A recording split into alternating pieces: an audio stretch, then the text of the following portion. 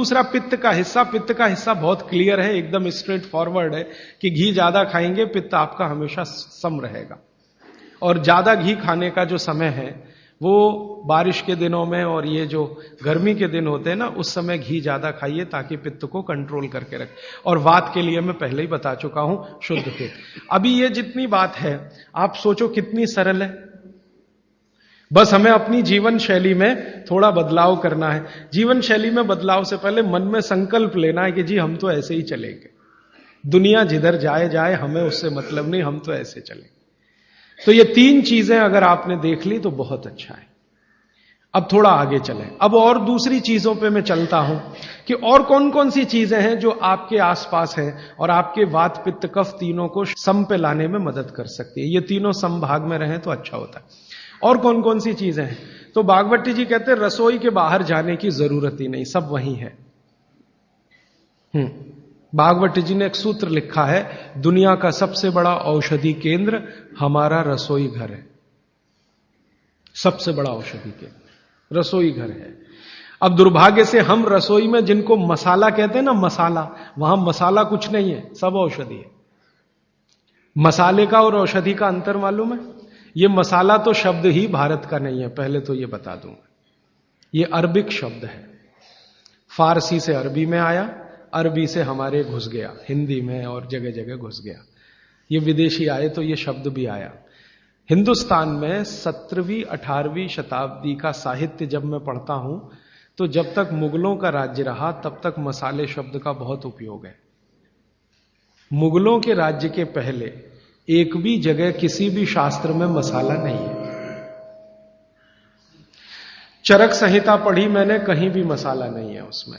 सुश्रुत में कहीं मसाला नहीं है, बागवट की कहीं मसाला नहीं है। पुराने जितने लेखक हुए हैं ना 10वीं शताब्दी के पहले के, कहीं भी किसी ने मसाले शब्द का इस्तेमाल ही नहीं किया। हर जगह है तो औषधि है, औषधि औषधि, जीरा औषधि, धनिया औषधि, ये औषधि के रूप में है। तो इनकी जो प्रॉपर्टीज हैं रसोई घर की औषधियों की, ये सब आपके चिकित्सा के लिए है। अब मुझे समझ में आता है कि हमारे पुराने जमाने की माताएं बहनें, जो हमारी दादी हैं, नानी हैं, उन्होंने अपनी अपनी बेटियों को जो कुछ सिखाया, सब्जी बनाना तो क्या क्या डालना, जीरा चाहिए, धनिया चाहिए, हींग चाहिए, मात्रा कितनी कितनी चाहिए, वो सब बड़े वैज्ञानिक और चिकित्सक लोग रहे होंगे।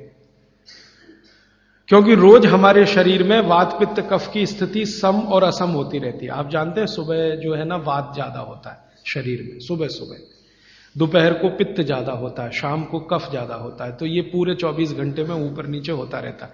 तो 24 घंटे में जो वात पित्त कफ ऊपर नीचे होता रहता है, तो सब्जियों में उसी के हिसाब से औषधियां डाली जाती है।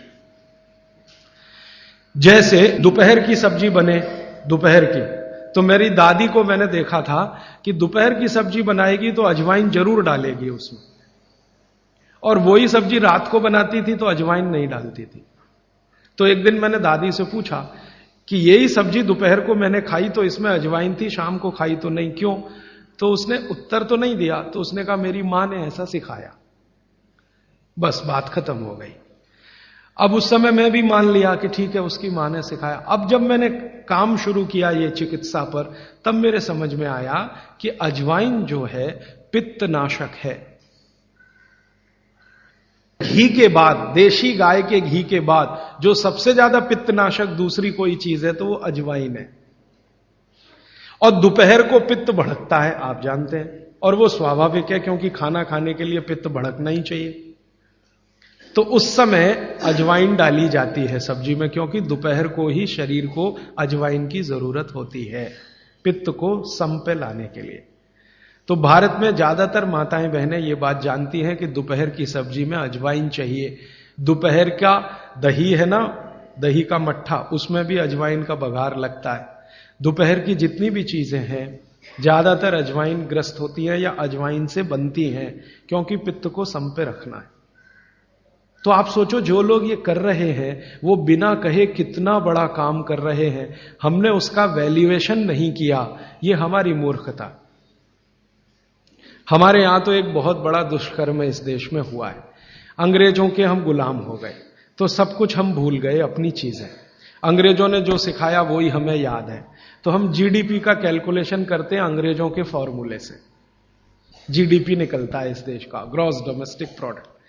तो मैंने बहुत बार इस देश के अर्थशास्त्रियों से पूछा कि जीडीपी में आप विचित्र विचित्र कैलकुलेशन करते हैं। जैसे भारत की पुलिस है, उस पर जो खर्चा हो रहा है वो जीडीपी का हिस्सा है। अगर चोरियां बढ़ी, डकैतियां बढ़ी, तो पुलिस का खर्च बढ़ेगा तो जीडीपी बढ़ेगा।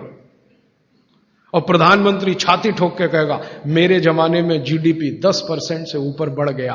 सो व्हाट, पुलिस का खर्च बढ़ गया, माने चोरियां बढ़ गई, डकैतियां बढ़ गई, अत्याचार बढ़ गए, अनाचार बढ़ गए, तो जीडीपी बढ़ गया, तो क्या बड़ी बात है। तो हमारे जो जीडीपी के कैलकुलेशन है बड़े विचित्र हैं। इसमें चोरी हो, डकैती हो, लूट मारी हो तो जीडीपी बढ़ेगा, लेकिन माताएं बहनें घर में जो करती रहती हैं वो जीडीपी में है ही नहीं, कैलकुलेशन ही नहीं है उसका। भारत सरकार कोई कैलकुलेशन नहीं करती कि किसी माँ ने 1 किलो पापड़ बना दिए तो जीडीपी बढ़ा कि नहीं, तो कहते हैं जी मालूम नहीं बढ़ा कि नहीं बढ़ा, क्योंकि कैलकुलेशन नहीं है। किसी माँ ने दाल की बड़ी बना दी, 5 किलो दाल की, तो जीडीपी बढ़ा कि नहीं बढ़ा।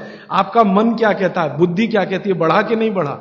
किसी ने बड़ी बना दी, किसी ने पापड़ बना दिए, किसी ने कुछ बना दिया, किसी ने गोंद के लड्डू बना दिए, किसी ने मावे का कुछ बना दिया, तो जीडीपी तो बढ़ ही रहा है, लेकिन हम कैलकुलेट नहीं कर रहे हैं उसको, क्योंकि अंग्रेजों के यहां महिलाओं का किया हुआ काम महत्व का नहीं माना जाता।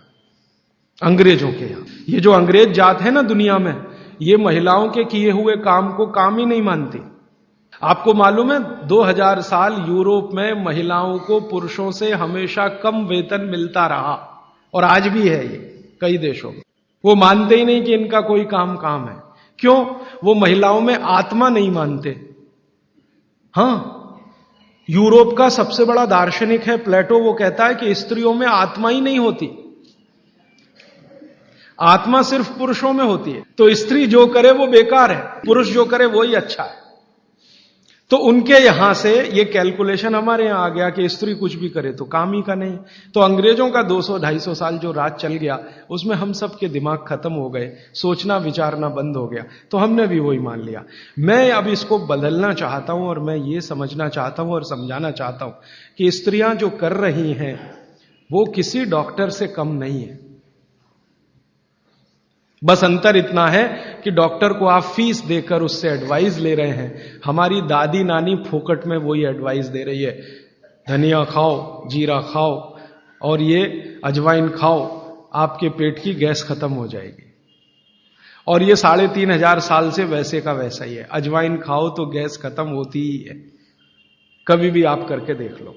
आप में से किसी को भी बहुत गैस बनती हो, पेट में एसिडिटी की तकलीफ हो, आज से शुरू कर दो। आप खाना खाया तो उसमें ध्यान रखो अजवाइन ज्यादा रहे, दाल में, सब्जी में, वगैरह वगैरह। और अगर नहीं कर पा रहे हैं तो खाना खत्म करते ही थोड़ी अजवाइन खा लो। अजवाइन ज्यादा तकलीफ ना कर दे, उसका बैलेंस है काले नमक के साथ, तो थोड़ा अजवाइन और काला नमक मिला के हर खाने के बाद खा के देख लो।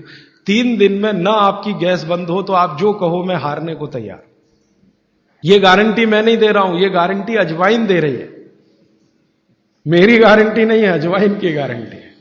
तो वो कहते हैं बागवट जी कि पित्त को सम रखने के लिए हमारे रसोई में घी के बाद जो दूसरी चीज है वो है अजवाइन।